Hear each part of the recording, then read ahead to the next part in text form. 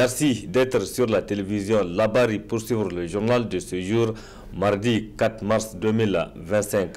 Mesdames, Messieurs, bonsoir, bonne rupture et bienvenue à tous. Ce mardi 4 mars 2025 correspond à la 4e journée du mois béni de Ramadan, période pendant laquelle les jeûneurs sont privés de boire et de manger de la levée jusqu'au coucher du soleil. Aujourd'hui, notre rubrique Ramadan porte sur l'aspect santé et c'est pour parler des cas de maladies qui pourraient exempter une personne à ne pas jeûner. Précision avec Dr Abdullah Rahim Mohamed, médecin communicateur. Ce qu'il faut savoir, c'est qu'il n'existe pas de pathologie fixe pour laquelle le jeûne est contre-indiqué. Lorsque nous parlons de contre-indication, c'est l'interdiction absolue. Ça n'existe pas. Qu'on dise qu'il y a une maladie spécifique ou quand un patient souffre de cette maladie-là, il lui est complètement interdit de jeûner. Ça n'existe pas. Ce qu'il faut savoir, c'est qu'en médecine, chaque cas est un cas à part. On ne va pas dire parce que deux patients souffrent de la même pathologie, on va forcément les mettre sous le même traitement. Chaque organisme a sa façon particulière à elle de réagir. Ce qu'il faut savoir, il n'y a pas une pathologie fixe qui est là où on va dire que non, tu as l'ulcère, tu ne peux pas jeûner, tu es hypertendu, tu ne peux pas jeûner, tu es diabétique, tu ne peux pas jeûner. Non, non. Les diabétiques peuvent bien jeûner, sauf peut-être ce que j'avais dit tout à l'heure, si la maladie est à un stade avancé où on a besoin de faire un traitement au cours de la journée, etc. Le conseil qu'on peut donner, c'est qu'il faut savoir de façon générale, le jeûne entraîne d'abord une déshydratation, c'est-à-dire quand on passe une journée sans boire, l'organisme manque d'eau. Pourquoi? Parce que d'abord, l'eau qui est dans l'organisme est en train de l'utiliser et il n'y a pas d'apport. L'autre élément, il y a la chaleur. La chaleur contribue aussi à déshydrater le corps.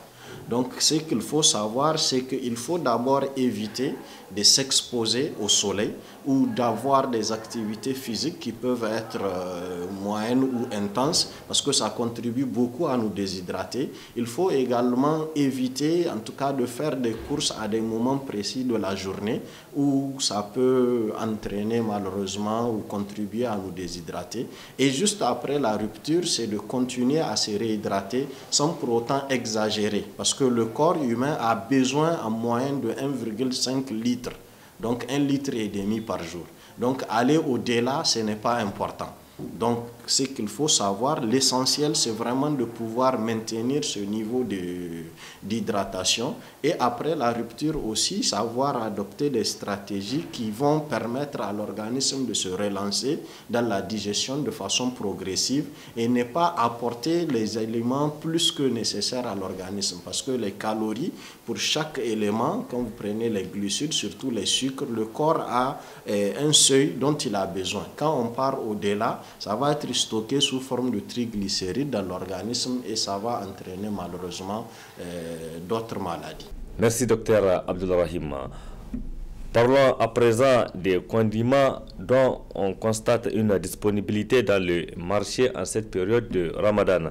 Les prix de ces condiments sont globalement abordables, seulement les poches sont un peu vides, nous rapporte Sakina Sadou Gazibo et Sadou Doumi.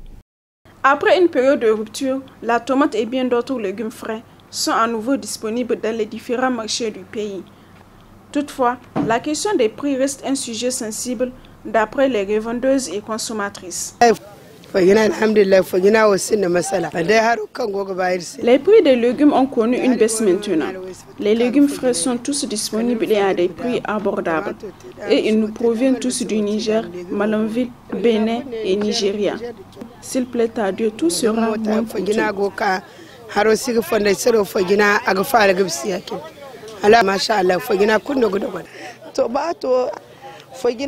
Les condiments frais sont toujours chers, mais Dieu merci, ça commence à être abordable.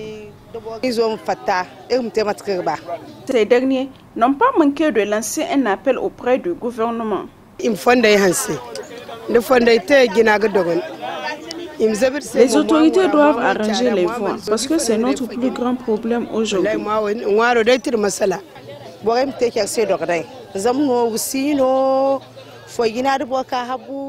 Il n'y a pas d'argent. Les vendeurs et revendeurs doivent alléger leurs tarifs. Les autorités n'ont qu'à travailler là-dessus.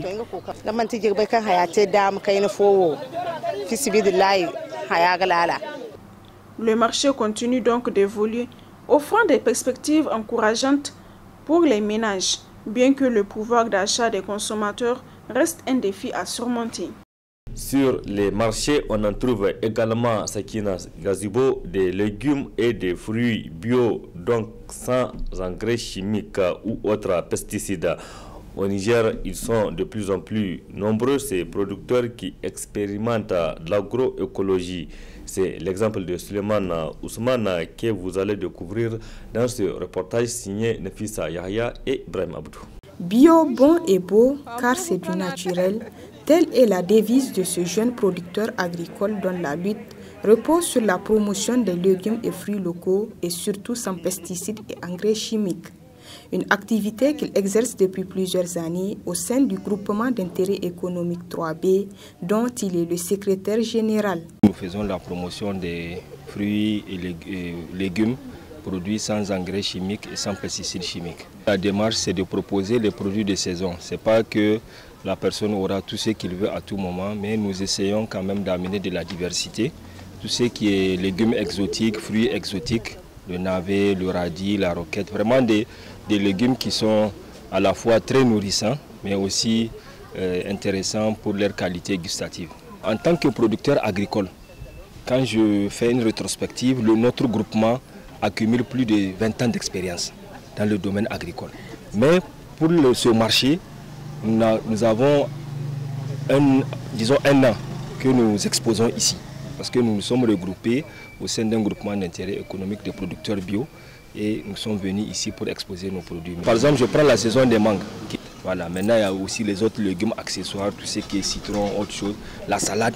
Nous proposons plusieurs variétés de salades, les salades frisées, les salades feuilles de chêne, il y a vraiment pas mal de diversité. Et nous travaillons avec le RECA, donc c'est le réseau des chambres régionales d'agriculture.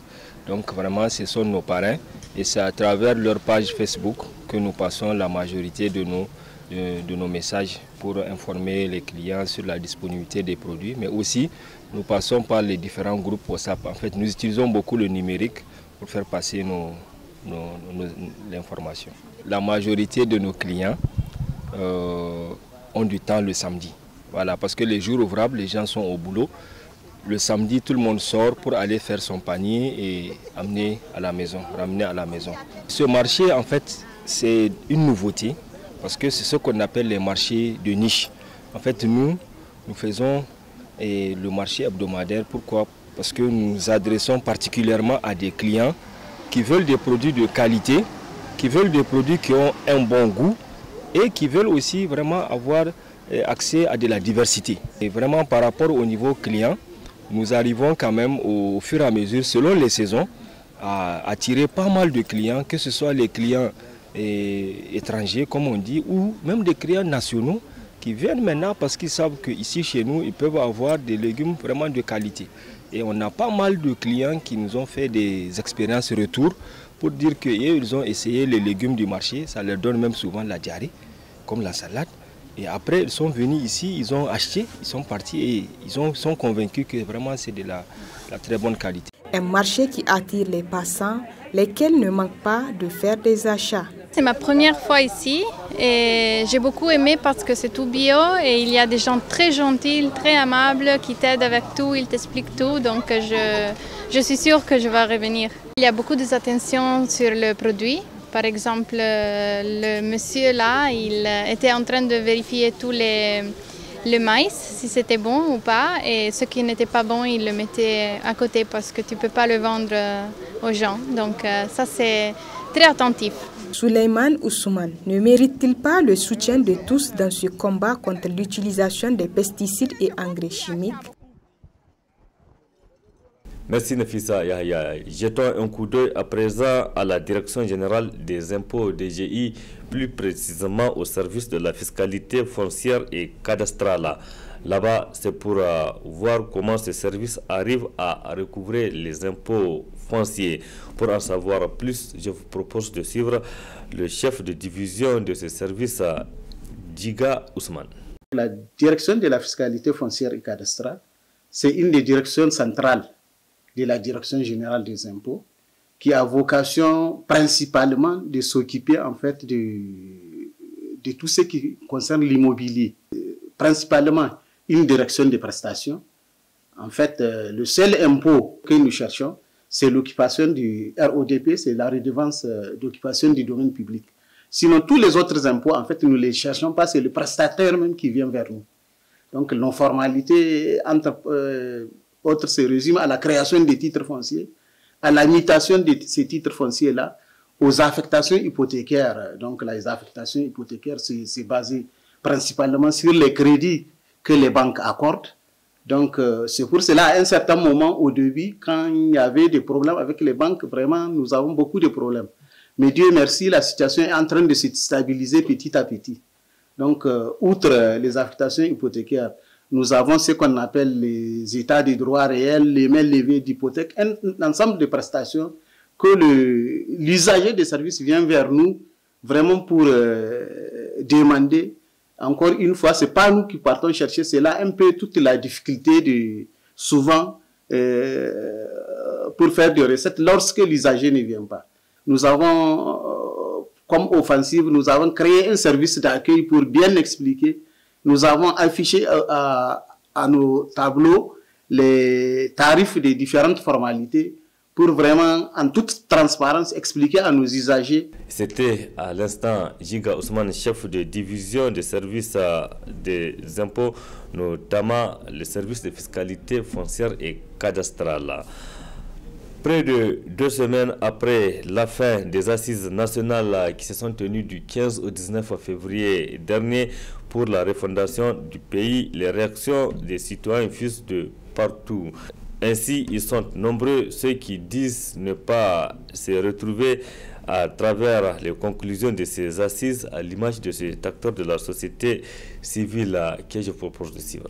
Que ces assises n'ont été nationales que de nom, puisque l'écrasante majorité, notamment les acteurs majeurs de la démocratie, les partis politiques n'ont pas été conviés, et notamment une certaine classe, n'est-ce pas, de la société civile n'a pas été conviée. Donc, je pense bien que à cela s'ajoute, n'est-ce pas, donc des conclusions dont les directions sont de facto connues, et les conclusions à travers lesquelles on cherche d'abord à exclure la classe politique du jeu politique national, et on cherche aussi à museler le peuple de façon générale.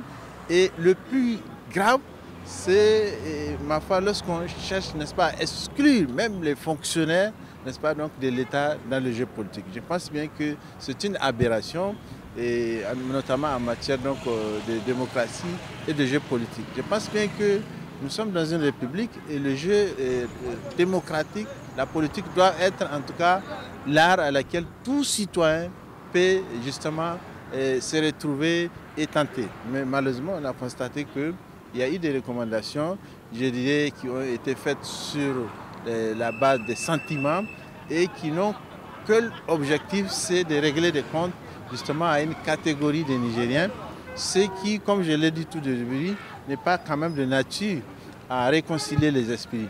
Nous aurions souhaité que justement, à l'issue de ces assises-là, que des recommandations fortes soient issues, qui vont réconcilier le peuple, qui vont libérer aujourd'hui tous les détenus politiques, qui vont justement redonner, comme on dit, l'espoir aux citoyens et qui vont relancer le jeu politique notamment, c'est-à-dire à travers un engagement vers justement un calendrier électoral précis. Mais fort malheureusement, nous avons constaté que les animateurs de ces assises-là ne voient que d'abord les intérêts autour justement de ça, parce que toutes les recommandations qui ont été faites, ce sont des recommandations dont les intérêts tournent autour à la fois des seuls acteurs militaires et, n'est-ce pas, de ceux qui ont participé donc à ces assises. Dans le discours du président, on avait senti que lui-même laissait la porte ouverte justement en disant que les négociations vont poursuivre. Donc pour nous, loin en tout cas de lui, le président aujourd'hui, qui est le président en tout cas de tous les Nigériens,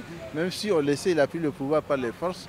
Je pense bien qu'aujourd'hui, il est président de tous les Nigériens et il doit travailler avec tous les Nigériens et il doit s'en tenir à des conseils qui intégreront les intérêts de tous les Nigériens. Sur ce prend fin cette édition, mesdames, messieurs. Merci à vous de l'avoir suivi. Restez en compagnie du programme de la télévision Labari. Excellente nuit à toutes et à tous. Bonsoir.